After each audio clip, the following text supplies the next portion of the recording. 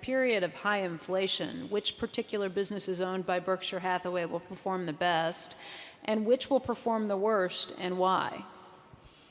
Well, the businesses that will perform the best are the ones that require little capital investment to facilitate inflationary growth and that have strong positions that allow them to increase prices with inflation. And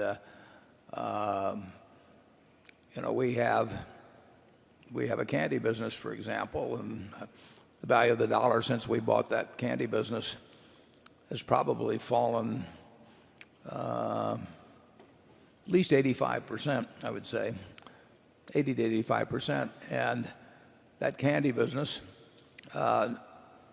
sells 75% more pounds of candy than it did when we bought it, but it has 10 times the revenues, and it doesn't take a lot more capital. So that kind of a business, any business that has enough freedom to price to offset inflation and doesn't require commensurate investment or huge investment to support it, will do well.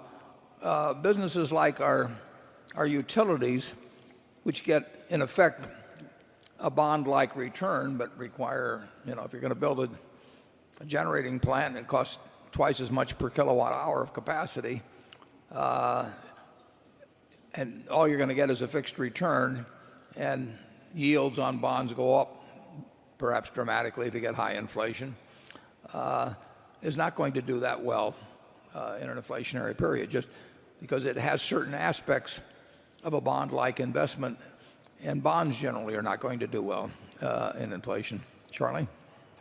Well, but like our insurance operations, our capital-intensive railroad business is certainly one of the best railroads in the world, and our utility operations are certainly one of the best utility operations in the world. And so it isn't all bad to be up there world class in your main businesses.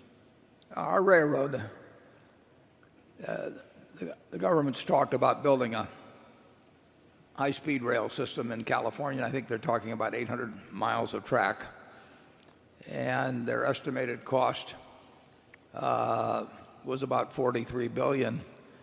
And estimated costs on constructions of things like that go up dramatically, much more often than they get reduced even by a minor amount. And of course we paid $43 billion, counting debt assumed, for a rail system which has 22,000 miles of main track and 6,000 plus locomotives and 13,000 bridges if you ever want to buy a bridge.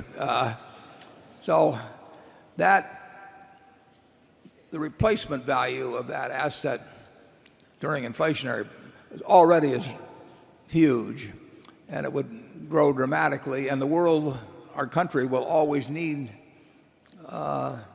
rail transportation. So it is a terrific asset to own. I'll just leave it at that.